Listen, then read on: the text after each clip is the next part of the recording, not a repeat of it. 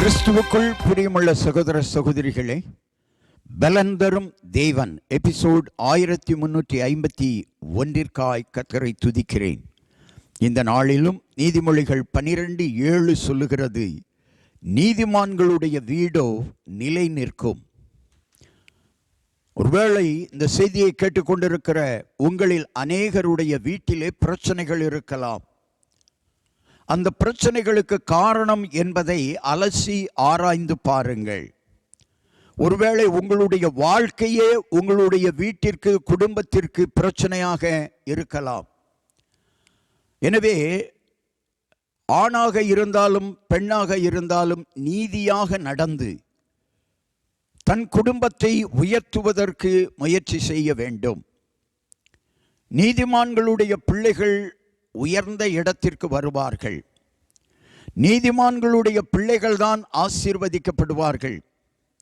ஒருவேளை உங்களுக்கு பக்கத்து வீட்டில் இருக்கிறவர்கள் நீதிமான்களாய் இல்லை, அக்கிரமக்காரராய் வாழ்ந்து கொண்டிருக்கிறார்கள், ஆனால் ஐஸ்வர்யமாய் ஆசீர்வாதமாய் வாழ்கிறார்கள் என்று நீங்கள் நினைக்கலாம்.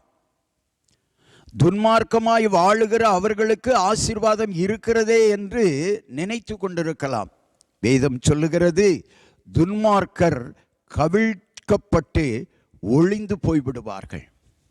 அக்கிரமக்காரனுடைய வாழ்க்கை, அக்கிரமக்காரனுடைய சந்ததி, துன்மார்க்கனுடைய வாழ்க்கை, துன்மார்க்கனுடைய சந்ததி ஒருபோதும் நிலை பெறாது. மறந்து விடாதிருங்கள். உனக்கு விரோதமாய் மனிதர்கள் துன்மார்க்கமாய் செயல்படுகிறார்களா? உனக்கு விரோதமாய் அக்கிரமமாய் செயல்படுகிறார்களா? மகளே, உன்னை தேடி செய்தி வருகிறது. மகனே, உன்னை தேடி செய்தி வருகிறது. நீ நீதிமானாய் நடந்து கொள்.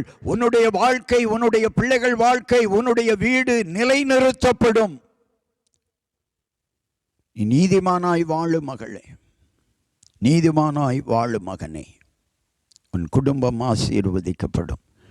கண்களை மூடி ஜெபிக்கலாம். எங்களை நேசிக்கிற நல்ல தகப்பனே, யார் யார் நீதிமானாய் வாழ்கிறார்களோ அவர்கள் வீடு ஆசீர்வதிக்கப்படும், நிலை நிற்கும் என்று சொன்னீரே.